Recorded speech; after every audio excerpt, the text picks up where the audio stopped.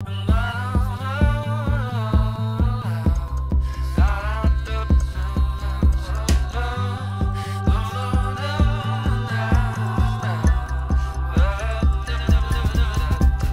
Petra, your writing style is actually very unique. I found it, it sounds kind of funny, but I found it to be like sassy inflammatory. Sassy inflammatory? What's yes. Sassy inflammatory? Because it makes these really adamant statements about what you assume the reader is responding. And sometimes you say the reader is, don't laugh, because, you know, and you're making these corrections as to the person's response. Well, I think actually when you take my books, Power or Heart is saying that, don't laugh, because they know normally that the reader would respond like that, right? And that's one thing that I really love about your book, The Heart, is so much of it is expressed as though it's your heart talking to you. Was that the goal that you wanted to express? Yeah, in all my books, in all 8 of the books, the topics or the entities is talking to the reader. So I mean, power is this lion in you. It's this tiger who talks with you and takes you on a trip into the world of your emotions. And heart is like an apartment house and says, hey, listen, I'm the apartment house. I have too many renters in my apartments. So it was my attention to really give people the feeling that all these emotions are living within us, and that we can talk to them, we can communicate with them, even when you don't think you can talk with them, but we can communicate with them. And they are all important in us. But I think even the little tiny thing that you can communicate with your what is the word? Communicate. Thank you very much. Communicate with your emotions is sometimes forgotten. And so the fun thing about it is that the effect it had on me is that the inflammatory or sassy sort of way it comes across, it's really fun to be challenged in such a way where the direct statements are so direct that, you know, when you say you and you're directing this information, you know, to the reader, I almost start laughing, because if I take it personally, then it even actually shows me that I might have some issues and that I probably should read this, you know, or it's this author has some real issues with herself. Right? And I'm trying to go, okay, well, if it's just her issues, I guess I can continue reading this. Oh, you can continue reading, yeah. But it has this effect of demanding, you know, a response, and actually very pinpoint accurately, you know, bringing out those truth point issues that people experience when they're trying to get in touch with their heart, you know.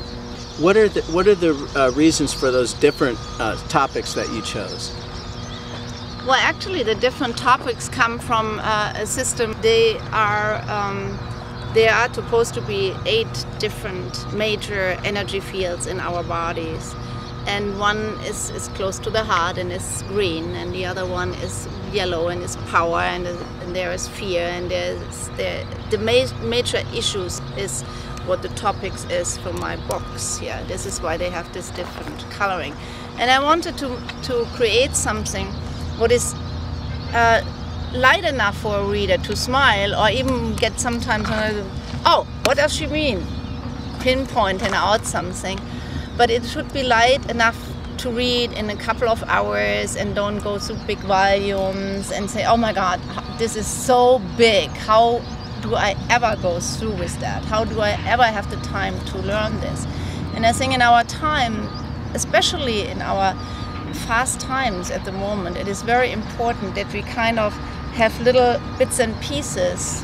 They have to be deep enough to be that you get something out of it. So it cannot be only blah blah and all good things, but it has to be deep enough that you can learn something or experience something, but it has to be light enough that you also get a little entertainment fact, like vision. Vision is this genie in your body. It's like, hey, I can take you places. I really can take you places. Just trust me if you trust your vision.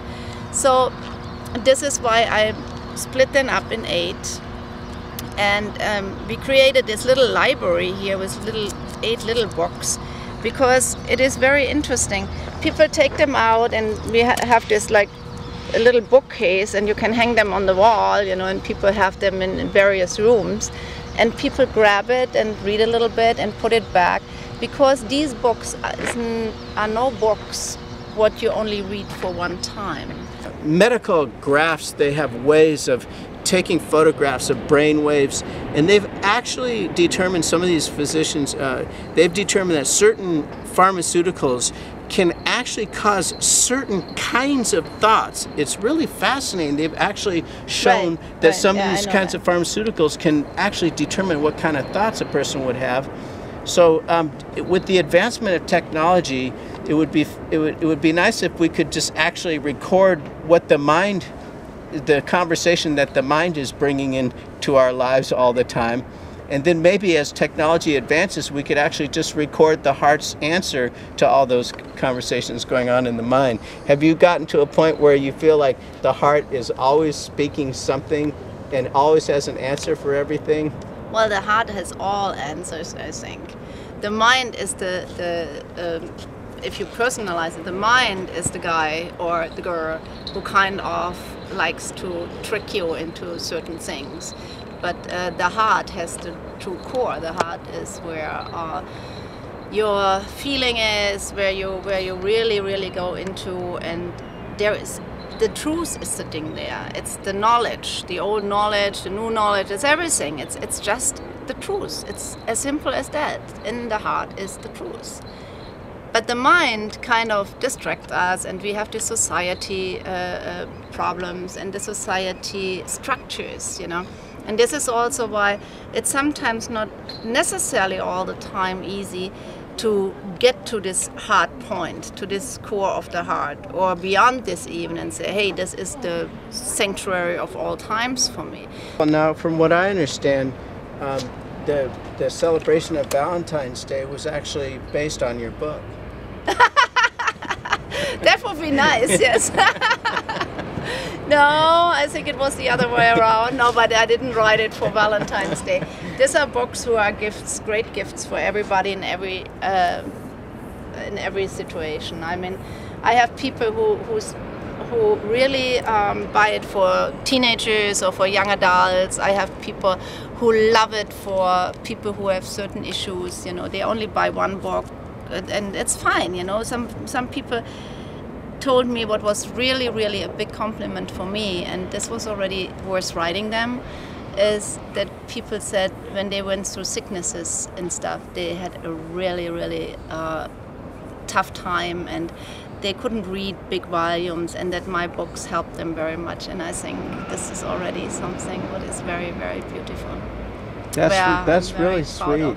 You know, I feel so much of our society, just even in the course of life, even you know, so much as logging on to check your email, or you get a cursory view of some of the headlines, or you know, you flip on the TV and all of a sudden you're just assaulted with all this negative kind of things that they consider to be news and so forth. And it's so refreshing and it's so inspiring to me that someone has taken the time to write a book about the heart. I mean, it kind of makes you laugh. There's probably a lot of books about the heart. There's a lot of books about the heart, yeah. I'm pretty sure it would be a good search. You are good in searching those things. It must be a great search to see how many heart books are out there. But the question is, how many heart books are out there who gives you on one point the lightness and on one point the profoundness to really see what is going on in your heart? So Petra, my experience is that the more you focus on the heart, the more the heart focuses on you. Yes, you could say that, something like that. The heart is really the best entertainment center of all times. And find out how much heart there really is. How much heart is in Malibu. Right. So you see, and it's always the mind that comes along and tries to tell us that something else besides the heart even exists. Yes, that's true. That's true. But this is something our society made up, right? Normally, I mean, when you are a child, you don't care what's around you. Yes, right? that's pretty much true, because when you're a child, you are your heart. Yeah, you just live. You don't have feelings that, oh my, I'm not good enough. But on the other hand, when you see these children, sometimes it is really amazing how much pleasure they just draw from simple things.